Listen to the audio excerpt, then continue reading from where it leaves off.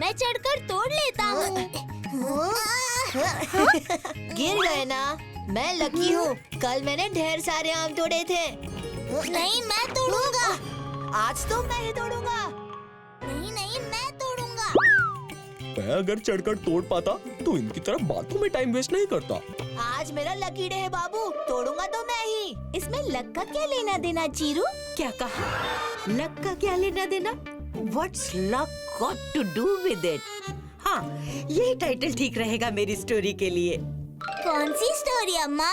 मेरी नई स्टोरी। हमें सुननी है, हमें सुननी है।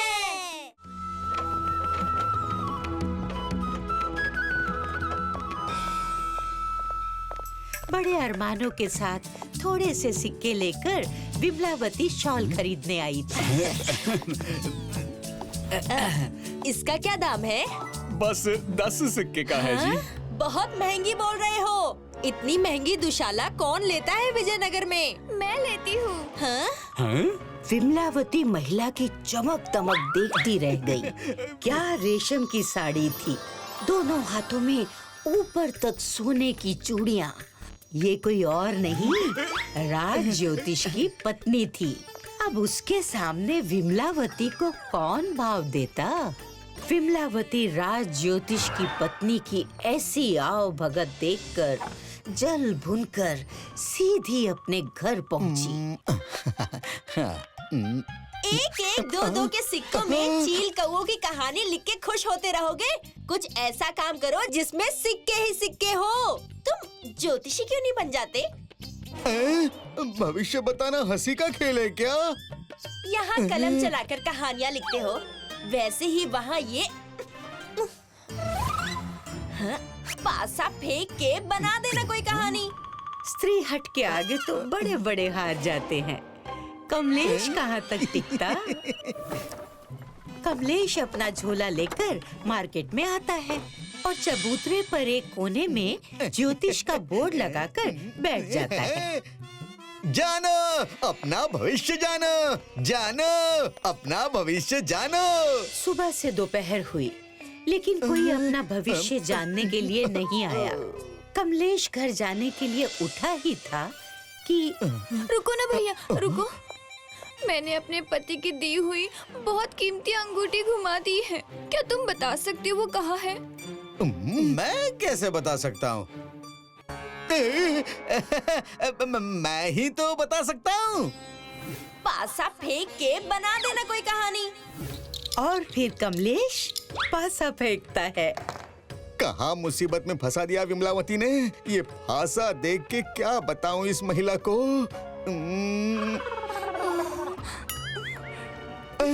ये तो माचिस की डिबिया जैसा है। माचिस?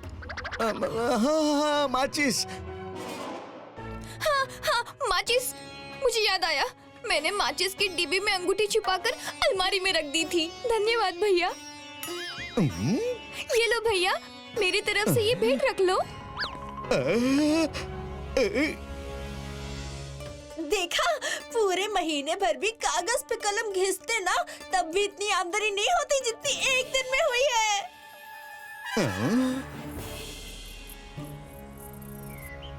क्या चोरी हो गई? ये अफरा तफरी चोरी की वजह से थी। किसी ने राजमहल से हीरे जवाहरात से भरे पूरे 40 डब्बे चोरी किए थे। राज ज्योतिष भी चोर का पता नहीं लगा पाए। मुझे थोड़ा समय चाहिए होगा महाराज। और कौन है हमारे दरबार में जो चोरों का सुराग पता लगा सके?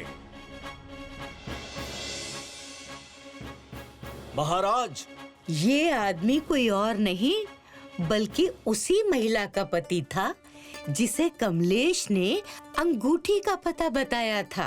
फिर क्या? फौरन उस युवक को दरबार में पेश किया जाए।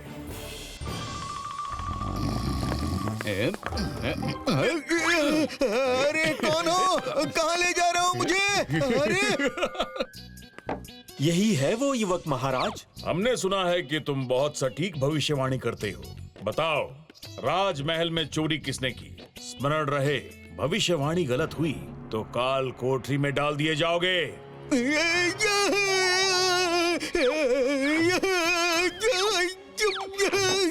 बेचारे कमलेश की खटिया खड़ी हो गई। वो कोई ज्योतिष तो था नहीं, लेकिन महाराज से ये कैसे कहता? अपनी पत्नी को कोसते हुए उसने फिर पासा फेंका। क्या दिखता है युवक? 3 क्या 3 चोरों ने मिलकर चोरी की है? हाँ महाराज। वो किस दिशा में गए हैं बताओ। 3 दिन का समय दीजिए महाराज। जाओ, दिया समय। लेकिन अगर 3 दिनों के बाद भी तुम चोरों और खजाने का पता नहीं बता पाए तो तुम्हारे साथ क्या होगा तुम जानते हो।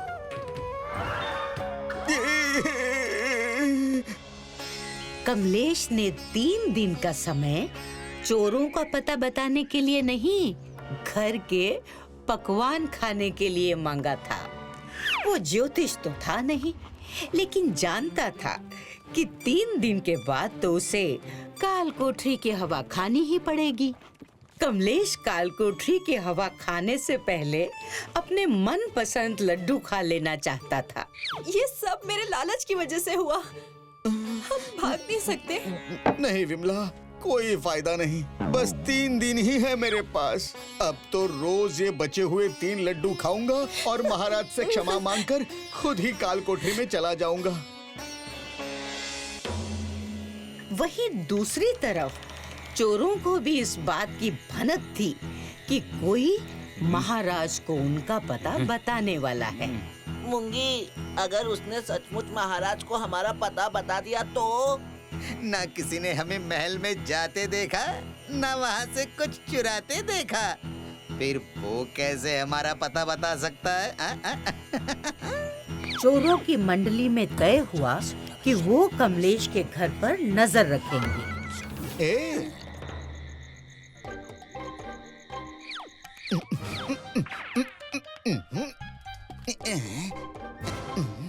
पहला, ये तो गया, अब बस 2 बाकी है।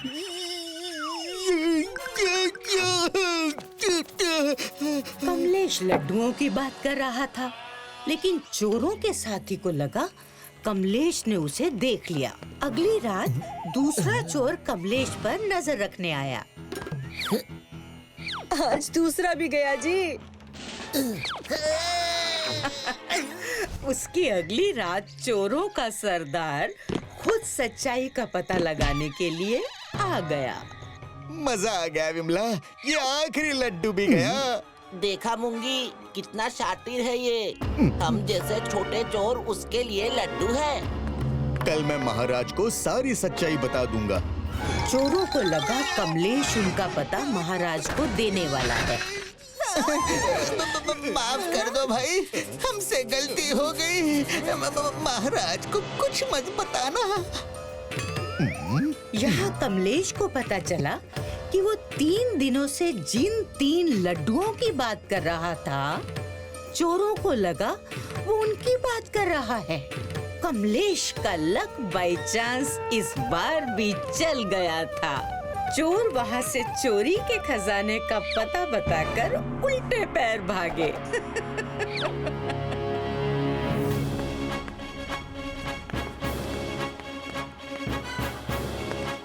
महाराज, मेरी सारी शक्तियाँ सीमित है। अब मैं या तो आपको चोरों का पता बता सकता हूँ या लूटे हुए खजाने का पता। बताइए, आप क्या पाना चाहते हैं, चोर या खजाना?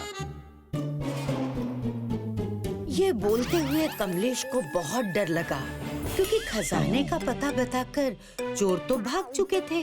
कहीं महाराज ने चोर का पता बताने को कहा तो? चोरों का पता जानकर हम क्या करेंगे? हमें अपने गहने वापस चाहिए।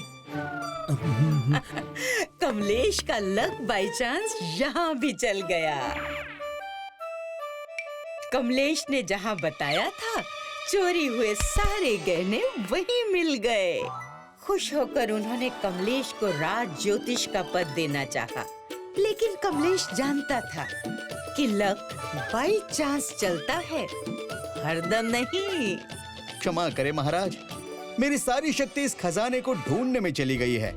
मैं इस पद के लिए योग्य नहीं हूँ।